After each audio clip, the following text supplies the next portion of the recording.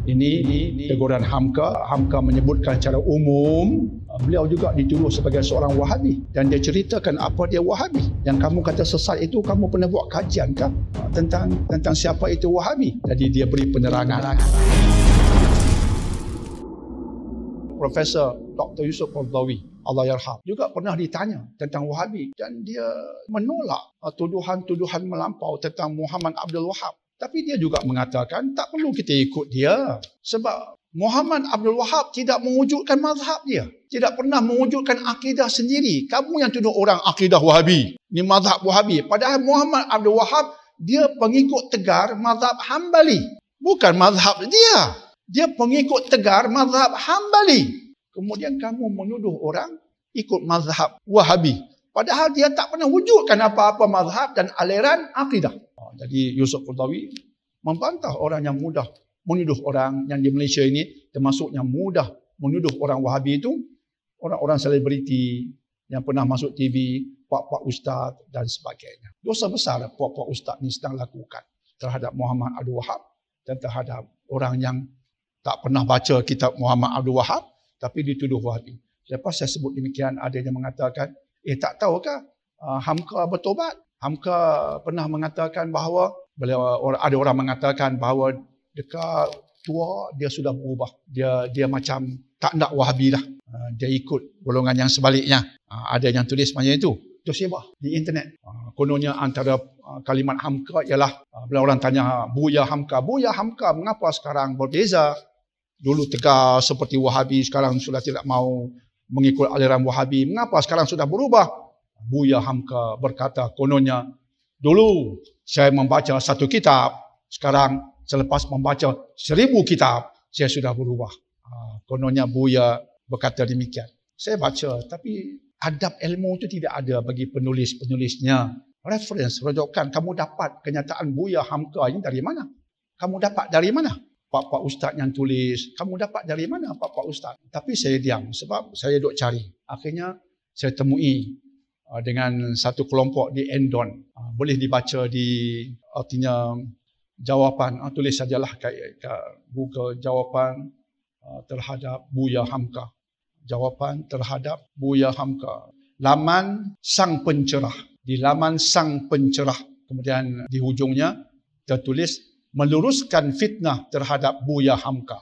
Meluruskan fitnah terhadap Buya Hamka. Ada di Indonesia yang dia melihat ada kenyataan seperti itu, maka dia pun buat penyelidikan. Satu kelompok di Indonesia, apa yang mereka buat? Mereka sendiri pergi ke pesantren Hamka. Pesantren tempat Hamka mengajar dahulu bernama Al-Azhar, Tafsir Al-Azhar.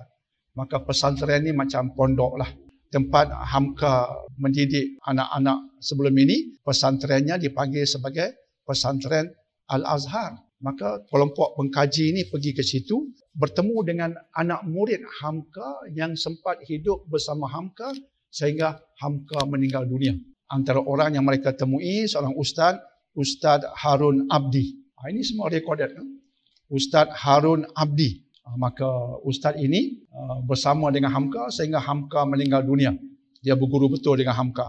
Maka mereka bertanyalah, betulkah Hamka bila dah tua, selepas dia baca 1000 kitab, dia sudah berubah? Mereka berkata bohong.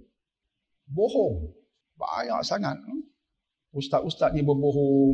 Orang-orang agama ni berbohong. Banyak sangat berlaku hari ini. Nak pertahankan pendapat mereka sampai berbohong. Kemudian popularkan pembohongan. Dia kata Ustaz Harun Abdi bohong. Tidak betul. Sampai ketua, sampai meninggal dunia, Hamka dengan pendirian mindset seperti yang kita sebutkan tadi. Dalilnya apa? Nasnya apa? Hujahnya apa?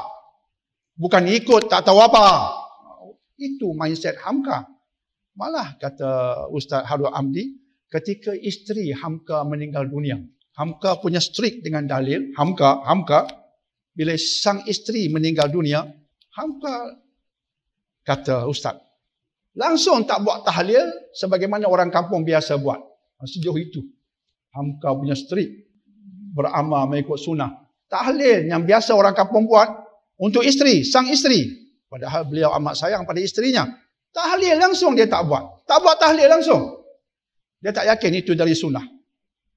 Kata Ustaz, dari pesantren Al-Azhar. Artinya sampai beliau meninggal dunia, dia berpegang teguh dengan sunnah, dengan dalil, nak ikut sunnah betul-betul. Dia tak benarlah orang mengatakan dia berubah ketika tua, sudah tidak mementingkan pegangan yang asal, tidak betul. Sebab itulah tulisan Al-Azhar ini, Tafsir Al-Azhar, merupakan mindset Hamka sampai ke hujung hayatnya. Bahawa ulama pun, walaupun dia imam, walaupun dia ulama, Imam Qatadah, tapi jika pandangannya itu asasnya tak kuat, kita boleh tolak. Tapi kita terus menghormati ulama ini. Imam-imam ini kita terus menerus menghormatinya. Radhiyallahu anhum. Tapi pendapat, ada pendapat, ada pendapat yang kita rasa tidak begitu kukuh. Maka kata Hamka, tidak salah kita menolaknya. Bukan kita menolak agama. Kita menolak pendapat yang khusus itu yang tidak kukuh. Dan kita ambil pendapat yang lebih kukuh. Itu mindset Hamka. Mindset itu yang saya suka. Mindset kritikal. Datang di Malaysia tuan guru sekalipun, kita kritikal. Datang dipanggil ulama, cicik Rasul pun, kita kritikal. Sebab kata Hamka, hadis Rasul pun kita kritikal. Kritikal tak mana? Kritikal tentang siapa pembawa beritanya. Kita tak kritikal terhadap Rasulullah sallallahu alaihi wasallam. Jika betul itu sabda baginda, sami'na wa ata'na, kami dengar dan taat. Tapi problemnya pencerita ini yang menyampaikan pandangannya ataupun pencerita ini menyampaikan sesuatu yang tidak tepat. Sebab itu kita kena kritikal. Jadi hari ini tak salah kalau ulama berkata, ustaz berkata, kita kritikal, kita tak mau percaya sampai ustaz bagi dalil. Tak salah. Itu mindset yang Hamka nak ajar kita. Tapi mindset ini belum lagi tersebar ya. Belum lagi. Di kalangan orang-orang Malaysia pun belum tersebar. Sebab itu kadang-kadang apa yang ustaz kata, ulama kata, tuan guru kata. Hebat kepala macam tu, tuan guru kata. Habis tak boleh kata apa dah. Sorry bro, itu bukan ajaran agama. Itu hanya pendapat kamu saja. Clear? Itu sampingan, tapi sampingan yang penting. Jeff, kena beritahu tentang golongan yang kata Hamka berubah selepas baca 1000 buku. Itu semua fake. Itu semua bohong. InsyaAllah.